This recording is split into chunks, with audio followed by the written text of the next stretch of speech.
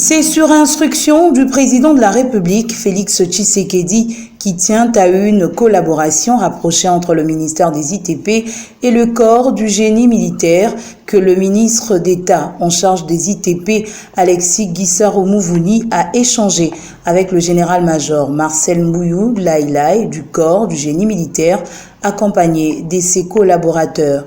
Une réunion de prise de contact, mais aussi de partage sur le travail qu'effectue cette unité de forces armées de la RDC qui a entre autres mission de réhabiliter les routes, de construire les ponts, collecteurs d'eau et de lutter contre les érosions. Nous sommes un outil de travail qu'il peut utiliser dans son secteur.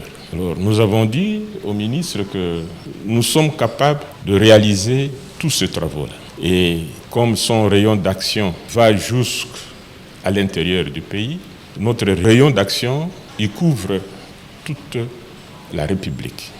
Nous avons des unités qui sont implantées dans des pôles économiques que vous appelez zones de défense. Nous avons des unités à Kinshasa. Le corps du génie militaire, avec ses capacités techniques et ses équipements, intervient dans plusieurs travaux à Kinshasa comme en province. À Kinshasa, nous étions sur Kianza, où nous avons construit un dallo. Nous avons travaillé sur le tronçon routier, la bretelle qui relie la station qui est à côté du centre supérieur militaire jusqu'à Saint-Luc. Nous avons bétonné plus de 300 mètres et le béton armé. Cette infrastructure existe. Mon chef d'état-major à ma droite ici a réalisé des travaux à Yumbi.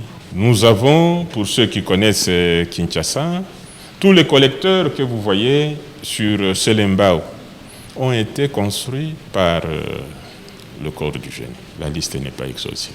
Alexis Guissaro tient également à une synergie entre son ministère et cette unité des forces armées qu'il qualifie d'outil de travail efficace pour les infrastructures congolaises. Les patrons des ITP pensent intégrer le corps du génie militaire dans le programme intérimaire de son ministère. De ce fait, des échanges entre cette unité et les services techniques de son cabinet vont se poursuivre afin de matérialiser cette collaboration.